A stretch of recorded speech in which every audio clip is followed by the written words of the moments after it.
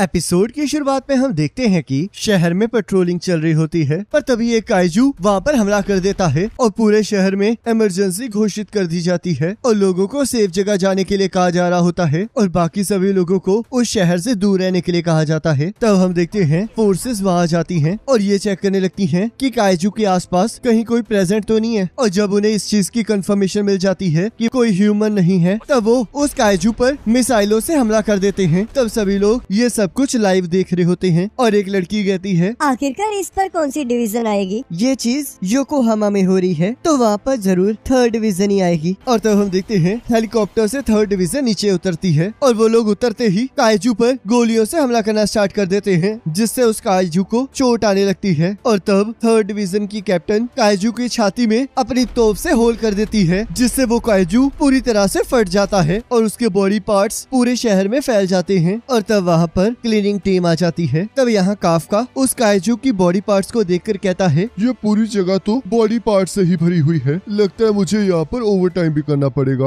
और तब उसकी टीम को काम करने के लिए कहा जाता है और यहाँ शहर में मीडिया और सभी लोग 3rd डिवीजन की तारीफ कर रहे होते हैं और उन्हें काइजू को मारने के लिए और उनके शहर को बचाने के लिए थैंक यू कह रहे होते हैं। तब हम देखते हैं बहुत सारे लोग 3rd डिवीजन कैप्टन आशिरो से मिलने के लिए बहुत ज्यादा एक्साइटेड हो रहे होते हैं। तब यहाँ काफका और उसकी टीम अपना काम करना स्टार्ट कर देती है और काफका हमें बताता है, सभी लड़ाइयों के बाद हमारी लड़ाई स्टार्ट होती है और यहाँ पर हमें कोई चीयर करने के लिए नहीं होता और ना ही कोई हमें थैंक यू कहता है, पर ये फिर भी काइजू के अगेंस्ट हमारी लड़ाई है। तभी एक ड्रोन उसके पास सैंपल लेने आया होता है और तब वो उसे सैंपल दे देता है और अपने साथी से कहता है, मैं इसे यहाँ से नहीं काट पा रहा हूँ तो इसलिए मुझे फैट जैमिंग कटर ला कर दो। और तब वो देखता है उसका एक साथी एक ऑर्गन को लिफ्ट करने लगता है। तब काफका उसे लिफ्ट करने के लिए मना करने लगता है, पर हम देखते हैं तब तक बहुत ज्यादा देर हो चुकी होती है और वो ऑर्गन फट जाता है, जिससे गरम गरम खून उसके ऊपर गिरता है और उस पर्सन की स्किन थोड़ी सी जल जाती है। तब काफका उसके पास आ जाता है और उस पर दवाई लगाकर कहता है, चिंता मत करो, कभी कभार ऐसा होता रहता है और हाँ, इसके लिए वर्कर कंपनसेशन जरूर मांग लेना। जब भी 3rd डिवीजन काम करती है तो चीजें सच में बहुत ज्यादा बिगड़ जाती हैं और ये बताना बहुत मुश्किल हो जाता है कि कौन से ऑर्गन्स हैं और कौन से नहीं, पर मुझे यकीन नहीं आ रहा कि वो चाहते हैं कि हम इसे 1 हफ्ते में हटा दें। तभी उसका एक साथी वहाँ जाता है और कहता है, काफका तुम्हारे लिए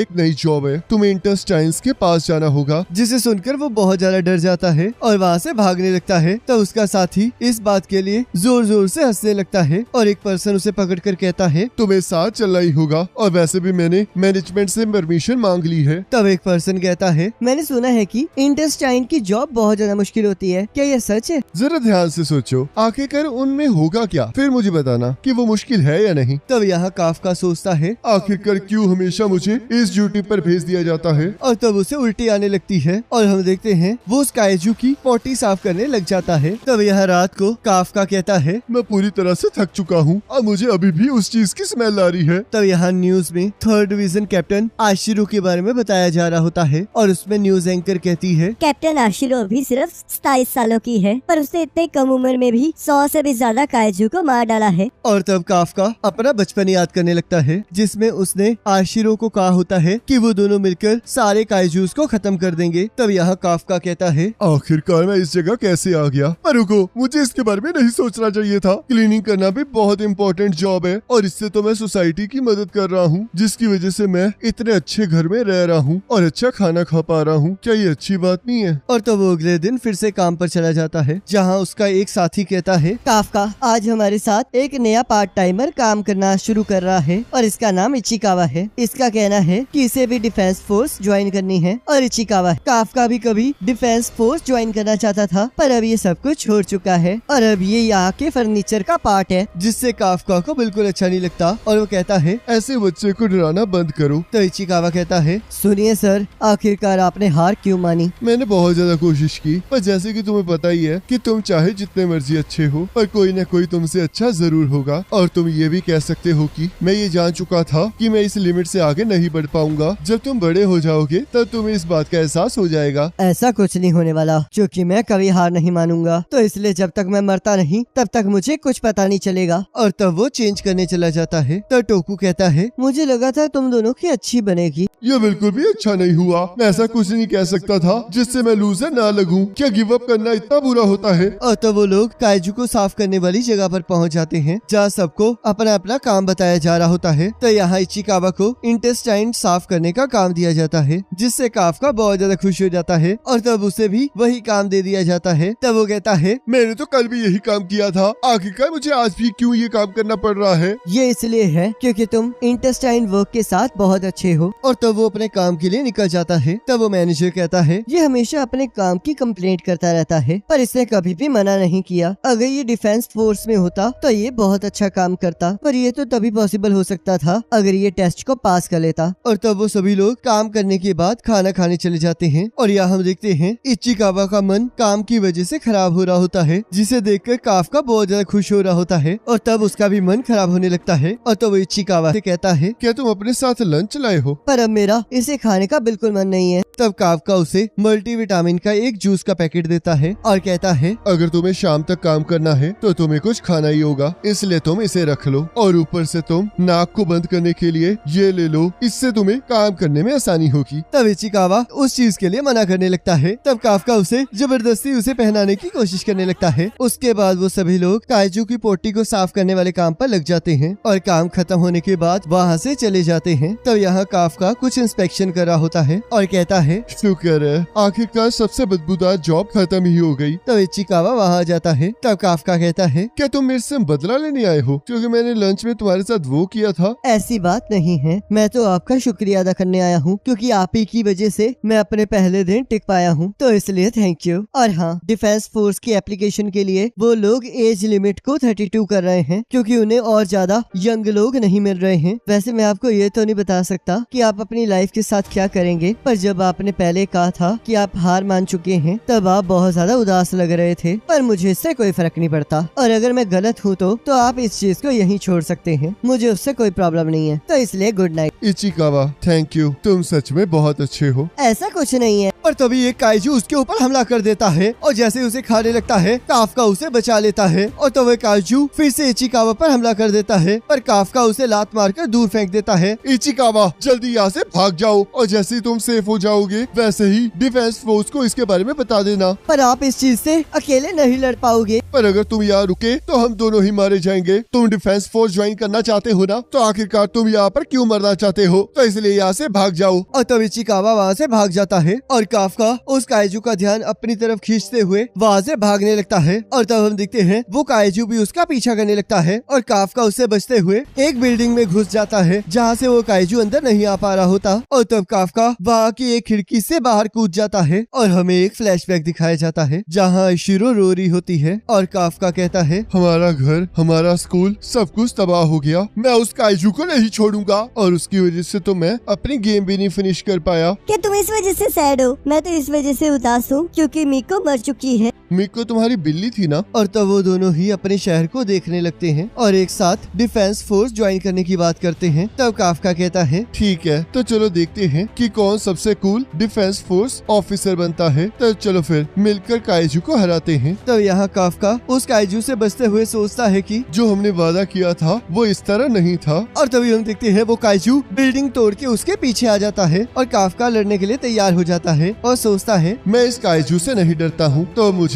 इसकी लातों पर हमला करना चाहिए। तब वो काइजू उसे उड़ा देता है और उसकी टांग तोड़ देता है। तब काफका वहाँ से भागने की कोशिश करने लगता है पर वो वहाँ से हिल नहीं पा रहा होता। तभी वो काइजू उसे खाने लगता है, पर हम देखते हैं इचिकावा उस काइजू के मुंह पर हमला कर देता है जिससे काफका बच जाता है। तब काफका कहता है, क्या तुम पागल हो? आखिरकार तुम यहाँ पर क्या कर रहे हो? मैंने उन्हें बुला लिया है और अगर मैं आपको यहाँ पर मरने के लिए छोड़ जाता तो मैं कभी भी डिफेंस फोर्स में नहीं जा पाता। तब काफका को अपना रिजल्ट याद आता है जिसमें वो डिफेंस फोर्स में सिलेक्ट नहीं हुआ होता। तब वो सोचता है, आखिरकार ऐसा क्यों हो रहा है? मैं इसके सामने कितना पावरलेस हूँ। अब तक कुछ नहीं बदला है, मैं कुछ भी प्रोटेक्ट नहीं कर पाया हूँ, ना ही मेरी गेम, ना ही मेरी फ्रेंड की कैट और ना ही मैं अब इस बच्चे को बचा पा रहा हूँ। और तब वो काइजू जैसे उन पर हमला करने लगता है तब हम देखते हैं एक टाइगर उसका हाथ पकड़ लेता है और आशिरो उस काइजू को उड़ा देती है और कहती है, टारगेट मर चुका है और यहाँ पर हमारे पास कुछ लोग जख्मी हैं, तो इसलिए इगाराशी और टाकारागी इन लोगों का ध्यान रखो और बाकी सभी लोग मेरे साथ चलो। हमें इस एरिया को चेक करना होगा और ये देखना होगा कि कोई और योजू बच तो नहीं गया है।